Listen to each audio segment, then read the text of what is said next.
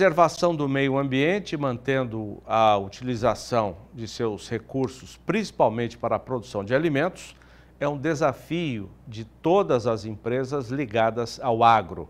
A manutenção de mananciais de água, a preservação de espécies, conservação do solo e do ar, além da adoção de boas práticas ambientais, são pautas que não saem, são sempre permanentes. Reportagem de Gustavo D'Angelo.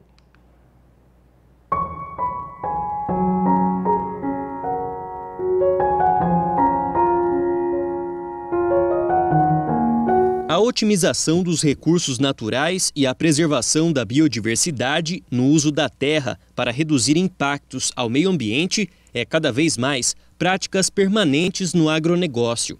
Produtos químicos substituídos principalmente por bioinsumos e a volta ao uso de métodos naturais de preservação e conservação fazem parte de políticas de quem respeita o meio ambiente e faz dele sua principal fonte de existência. Em uma área de produção de uvas de Santa Maria, Rio Grande do Sul, o uso de herbicidas foi reduzido em 99% com o cultivo de azevém entre as parreiras.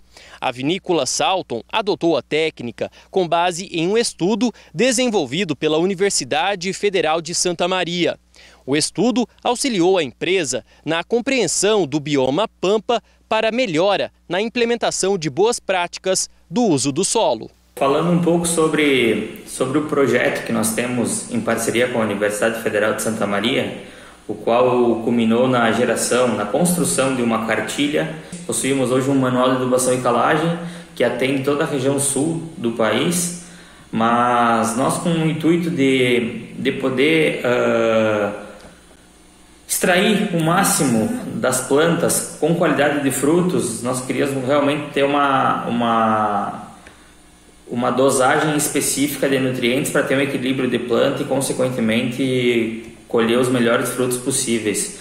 Com isso, nós verificamos que o manejo utilizado na serra, por exemplo, ele não poderia ser o mesmo utilizado aqui, porque nós tínhamos uma condição de solo totalmente diversa e as respostas eram diferentes. E neste ponto, a azevém foi importante para a redução de gastos com químicos e, principalmente, para evitar o desgaste do solo.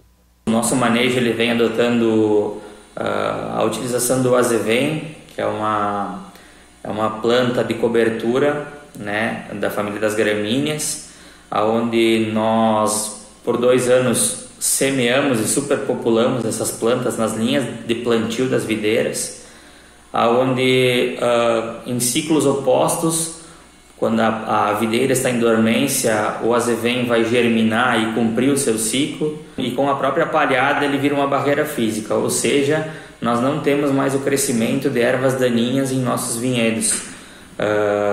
Então o controle acaba sendo vegetal e natural.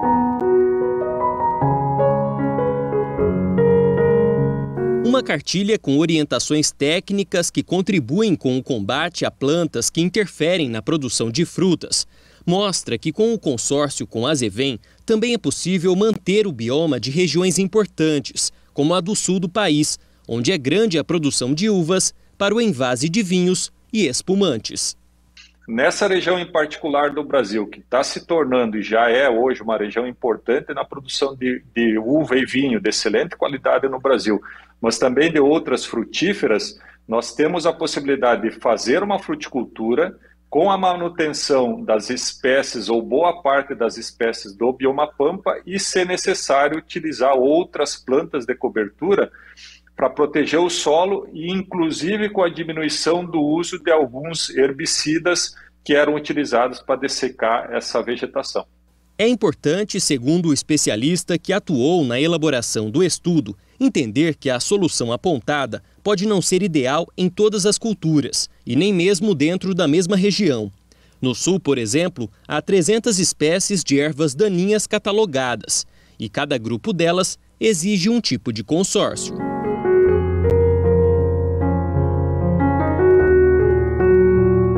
É importante saber que o uso de elementos naturais para o combate a plantas que interferem no cultivo de frutas precisa ser avaliado por profissionais com base nas características de cada região e ainda com foco no resultado desejado.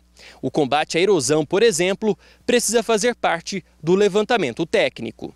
Outro item importante é seguir diretrizes da Política Nacional de Resíduos Sólidos, com a aplicação de técnicas de reserva, armazenamento e transporte de embalagens usadas na pulverização de plantações.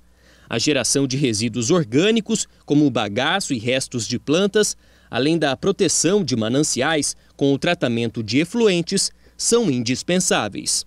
Nos últimos 3 anos, o investimento da Salton em programas voltados à logística reversa, sustentabilidade e combate ao consumo ilegal gerou um valor superior a 3,5 milhões de reais. O programa da empresa, por exemplo, inclui toda a cadeia produtiva do vidro, em parceria com restaurantes, bares e lanchonetes, além de cooperativas e associações de catadores que devolvem as garrafas usadas para reciclagem. Em 2022, a empresa encaminhou para a correta disposição final aproximadamente 120 toneladas de papelão, 83 toneladas de plástico, 126 de vidro e outras grandes quantidades de materiais que poderiam se tornar poluentes à natureza.